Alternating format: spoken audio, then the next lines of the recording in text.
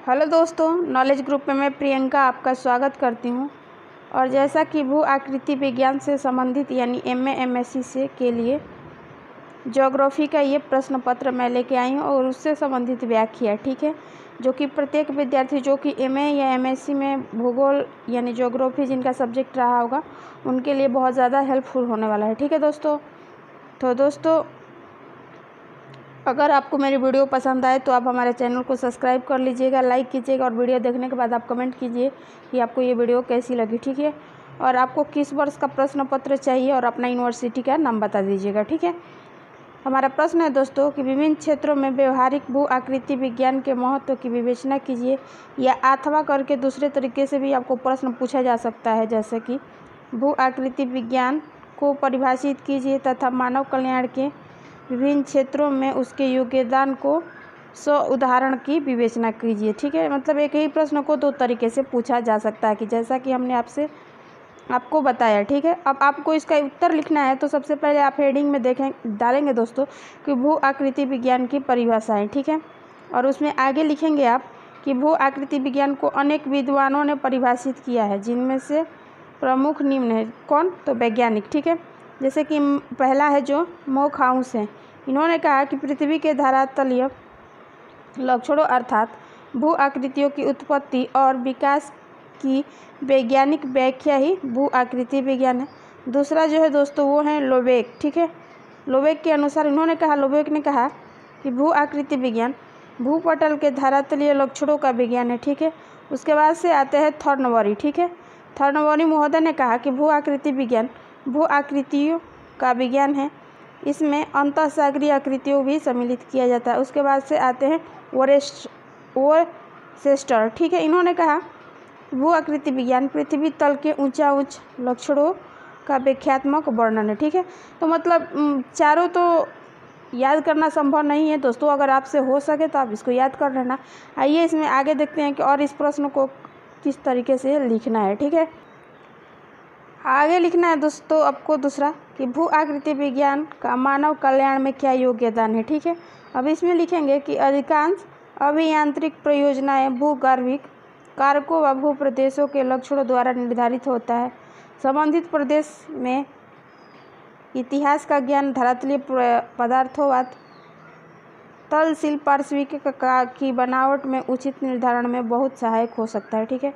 यहाँ पर हम कुछ प्रमुख अभियांत्रिक परियोजनाओं जैसे कि सड़क निर्माण, बालू एवं बाजरी गड्ढों की खोज, बांध स्थल एवं हवाई स्थल से चयनित भू आकृति विज्ञान के व्यवहारिक उपयोग का वर्णन करेंगे, ठीक है। जैसा कि दिया है दोस्तों, चारों के बारे में एक एक करके हम जानेंगे, ठीक है। तो सबसे पहले आप लिखेंगे इसमें सड़क निर्माण पे, ठीक है। तो अब हम बात करें सड़क निर्माण की बात करें तो दोस्तों प्रमुख सड़क मार्गों के निर्धारण स्थलाकृतियों का महत्वपूर्ण योग होता है और सभी प्रमुख मार्गों का स्थलाकृति स्वरूप के अनुसार ही बनाना पड़ता है। यद्यपि कभी कभी ये सांस्कृतिक कारकों भी सड़क मार्गों को प्रभावित करते हैं। विभिन्न प्रकार के भू प्रदेशों सड़क निर्माण में विभिन्न प्रकार की समस्याएं प्रस्तुत करते हैं, जैसे कास्ट मैदानों का मार्ग निर्माण में बारंबार कटाव और भराव की आवश्यकता होती है, अन्यथा वर्षा के जल में घोल रंध्र भर जाने पर सड़क जलमग्न भी हो जाता है, ठीक है।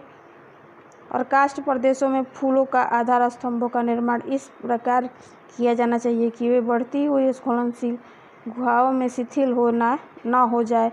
सड़क का तल का निर्माण करते समय छोटी छोटी कंदराओं विशेषताएं समस्याओं उत्पन्न करती हैं। भारत में चंबल के खंड क्षेत्र, छोटा नागपुर प्रदेश, माही व अन्य नालीदार प्रदेशों में यदि सड़क निर्माण किया जाए तो बारंबार कटाव और भराव की आवश्यकता होती है, अन्यथा वर्षा में जल से नालियों से भर जाने पर मार्ग जो होता है दोस्तों जलमग्न हो जाता है।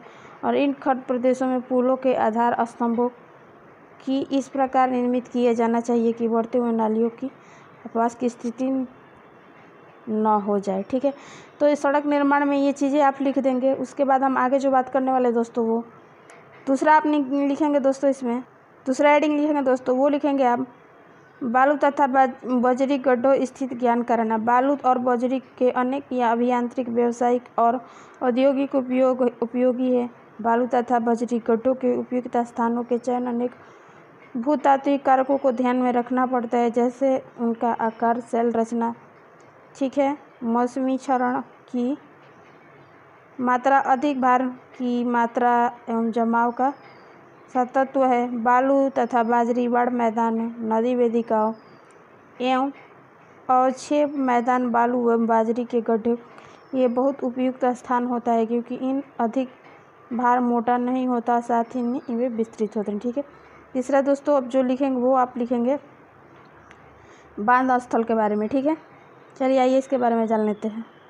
तो बांध स्थल के चुनाव में भूगर्भ स्थान का व्यवहारिक उपयोग करते समय भू आकृति, सेल रचना तथा भूगर्भिक रचनाओं के सम्मिलित ज्ञान की आवश्यकता होती है। ब्रायन ने एक उच्चतम जलागर स्थल की 5 विशेषता बतलाई, जो कि भूगर्भिक दशाओं पर निर्भर करती है, ठीक है। पहला जो है कि उपयुक्त आकार का एक जलबद्ध बेसिन। दूसरा जो बात करें दोस्तों वो है बेसिन का एक संकीर्ण निर्गम, जिसे बांध का निर्माण व्यय कम हो। तीसरा अतिरिक्त जल को निकालने के लिए एक पर्याप्त एवं सुरक्षित उत्प्लवन मार्ग बनाने की सुविधा।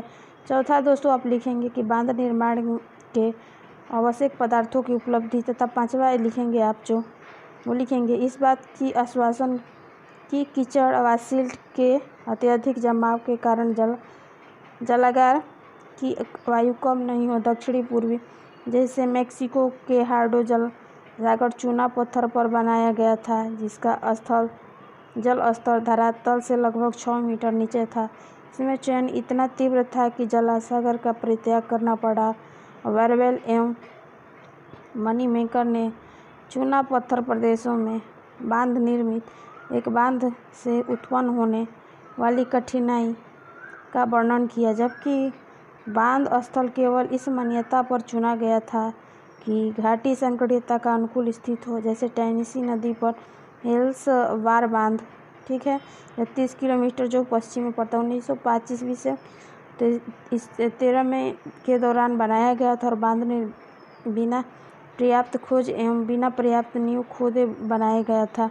परिणाम हुआ ये कि नींव की चट्टानों का चयन जो इतना अधिक हुआ कि बांध का निर्माण पर्याप्त विलंब से हुआ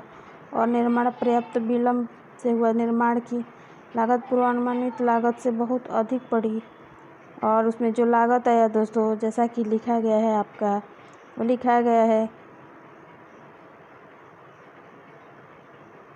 30 लाख डॉलर, और पूर्ण निर्धारित के लिए समय जो 2 वर्ष लगा, जबकि इतना डॉलर जो खर्चा करने के बाद भी जो बांध जो है पूर्ण हो के समय 8 वर्ष लग गया, ठीक है। तो इस चीज़ को आप लिख देंगे। आगे जो आप लिखेंगे दोस्तों चौथा जो लिखेंगे दोस्तों वो लिखेंगे आप कि हवाई क्षेत्र चयन स्थल का चयन। हवाई क्षेत्र स्थल में चुनाव निश्चित करने वाले कारकों में अनेक कारक स्वाभाविक कृतियाँ भूतात्विक है, स्थानीय जलवायु कारक भी महत्वपूर्ण हो सकते हैं, परंतु वे भी एक बड़ी सीमा एवं भूआकृति दिशाओं से संबंधित हो। हवाई क्षेत्र स्थल का चुनाव ध्यान देने योग्य बात है। संक्षेप में कहा जा सकता है कि अनेक दशाओं में लंबे दौड़ की संभावना हो, अफवाह दशाएँ हों, काट छाट की मात्रा, बाढ़ तथा कुहारे की आशंका तथा जलपूर्ति एवं नगरपालिका एवं जलपूर्ति का उपलब्ध नहीं हो, तो विभिन्न प्रकार से भूप्रदेशों, मृत्तिका मैदान, बाढ़ मैदान, काष्ठ मैदान, सरोवरीय मैदान, कणीय पदार्थों की तली वाले वेदिका मैदानों में हम यह दे सकते हैं। विभिन्न स्वीकृतियों में तात्विक दशाओं किस प्रकार की हवाई स्थल का चुनाव पर प्रभाव डालती है, ठीक है। तो इस तरह चारों के चारों हेडिंग आप डाल के आपको विस्तृत रूप से आपको लिख देना है, ठीक है। तो ये तीसरा क्वेश्चन था। चौथा जो है दोस्तों वो अगले वीडियो में हम लेके आपके लिए आएंगे, उससे संबंधित व्याख्या। मुझे उम्मीद है कि आपको ये प्रश्न प्लस उत्तर आपको जो हम व्याख्या में बता रहे हैं, इससे आपको आने वाले एग्ज़ाम में बहुत ज़्यादा लाभप्रद साबित होगा। और आज की वीडियो यहीं तक दोस्तों, ठीक है। अगले प्रश्न में जो कि चौथा है उससे संबंधित हम आपके लिए व्याख्या लेकर आए हैं। अगर पसंद आए वीडियो तो चैनल को सब्सक्राइब कर लीजिएगा, लाइक कीजिएगा और कमेंट करिएगा कि आपको ये वीडियो कैसे लगी। फिर मिलते हैं नेक्स्ट वीडियो के साथ, तब तक के लिए धन्यवाद।